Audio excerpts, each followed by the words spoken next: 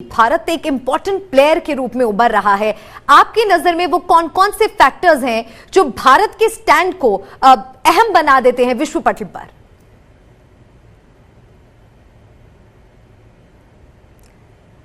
Sir, आपका audio नहीं आ रहा है।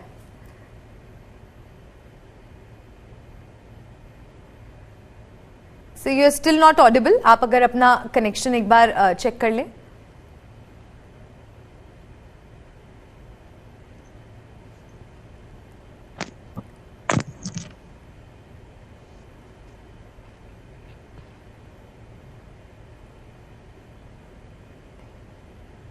हेलो, अब आ रहा है? जी जी सर, अब आपकी आवाज आ रही है सर। जी हाँ, देखिए, ऐसा है मल्लिका कि भारत की जो विदेश नीति रही है पिछले पिछले 70 सालों से एक तरह की रही है कि हम किसी दूसरे के झगड़े में अनावश्यक रूप से पड़ते नहीं हैं और हम लड़ाई झगड़े के खिलाफ रहते हैं। और हम ये हमारा ये मानना रहता है, ये टाइम टेस्टेड पॉलिसी है जो कि बहुत सही रही है। और हमारा ये मानना रहता है कि हम कि किसी भी विवाद का समाधान युद्ध से या संघर्ष से नहीं बल्कि डिप्लोमेटिक मींस के तहत अक्रॉस द टेबल बैठ करके होता है।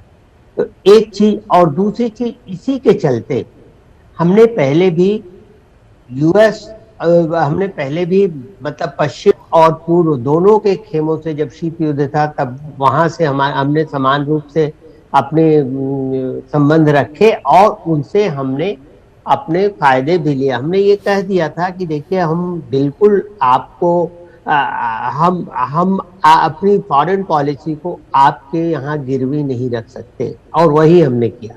आज जो है उसका फल देखिए, पिछले 6 सालों 7 सालों में आने वाली आई हुई सरकार के और सत प्रयासों से उसका फल ये दिख रहा है कि आज भारत एक ऐसी जगह पे खड़ा है जो विश्व की पहले 10 इकोनॉमीज में सबसे बड़ी है, विश्व की तीसरे नंबर की सबसे बड़ी सेना है, विश्व में सबसे ज्यादा आईटी के लोग भारत में हैं, और भारत की अर्थव्यवस्था लगातार बढ़ रही। अभी कोविड के बावजूद ये कहा गया कि 7%, 7.5% से हमारी अर्थव्यवस्था इस साल बढ़ेगी। कोविड में भी देखिए, हमने वैक्सीन के प्रोडक्शन और डिस्ट्रीब्यूशन, फ्री डिस्ट्रीब्यूशन के बारे में भी कितना काम किया है।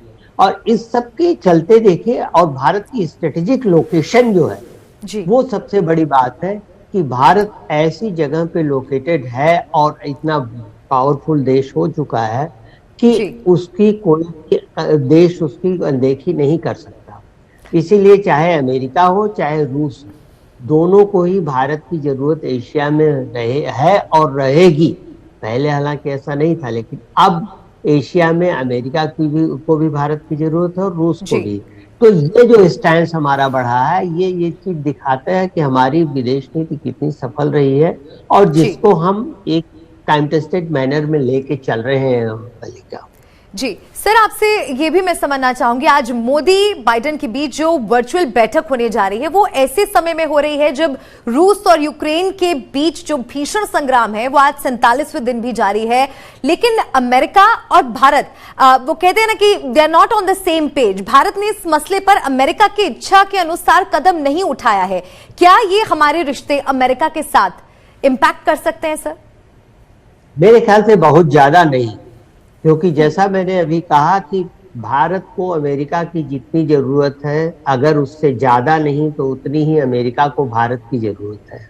आपने देखा होगा कि तुर्की ने S-400 लिया रशिया से, तो अमेरिका ने उस पर तुर्की पर बैन लगा दिया, जबकि तुर्की नाटो का मेंबर है। हमने लिया, लेकिन अभी तक हमारे ऊपर बस बैन की बात चल रही, धमकियां दी जा रही हैं, लेकिन अभी तक कुछ हुआ नहीं। और मेरा विचार है कि अभी कुछ होगा भी नहीं। और ठीक है, बाइडेन ने एक बार हमको शेकी कह दिया कि इंडिया की पॉलिसी शेकी है, लेकिन उसके ठीक बाद आपको याद होगा कि स्टेट ऑफिस से बयान आया कि नहीं, भारत के साथ हमारे बड़े अच्छे संबंध हैं, कॉम्प्रहेंसिव स्ट्रेटेजिक पार्टनरशिप है भारत के साथ, इसलिए हम भारत की मजबूरियां भी समझते हैं। फिर देखिए, तेल के लेने की बात आई तो अमेरिका भी बहुत सोच समझ के फूक के बयान दे रहा है आपने देखा अमेरिका ने कहा कि आपके साथ, आप रूस के साथ तेल ले रहे हैं, ये हमें ठीक है, हम इस बात की तस्दीक करते हैं, इसको हम स्वीकार करते हैं, लेकिन आप जरूरत से ज्यादा तेल न लीजिए, एबनॉर्मली ज्यादा तेल न लीजिए। तो ये सिर्फ लिपापोती की बात थी, ये दिखाने की नहीं कि हम भी कुछ के लिए, कि हम भी यहाँ कुछ वक़्त रखते हैं आपके फॉरेन पॉलिसी में। तो जी। अभी देखिए एक चीज और, मलिका बहुत सही, देखिए आप अगर हुई है तो, कि इस मीटिंग का जो एजेंडा, जो अनाउंसमेंट वहां बाइडेन के यहाँ से हुआ है, उसमें है कि we will discuss consequences of brutal war. Right. Bharat की ओर से विदेश मंत्रालय से जो बयान जारी हुआ है, उसमें यूक्रेन युद्ध का कहीं वर्णन नहीं है। हालांकि ये कहा गया कि इकोनॉमिक जो है, इकोनॉमिक इफेक्ट्स की बात करेंगे, ये करेंगे, वो करेंगे, इंडो पैसिफिक को बढ़ाने की बात करेंगे, कई बातें, लेकिन उसमें रूस यूक्रेन युद्ध का वर्णन नहीं है। तो मेरे ख्याल से ऐसा है कि देखिए, दो देशों के बीच में जब फॉरेन पॉलिसी या संबंध होते हैं, तो हम ये नहीं जी। उम्मीद कर सकते कि हमेशा ही वो एक ही स्तर पे समान रहे। उतार चढ़ाव आते रहते हैं, आते रहे हैं हमारे साथ, लेकिन फिर भी कभी भी ये बात नहीं आई कि हमारी जो कॉम्प्रिहेंसिव स्ट्रेटेजिक पार्टनरशिप है उस पर कोई फर्क पड़ेगा। तो मेरे ख्याल से ये छोटी जी। मोटी चीजें आती रही।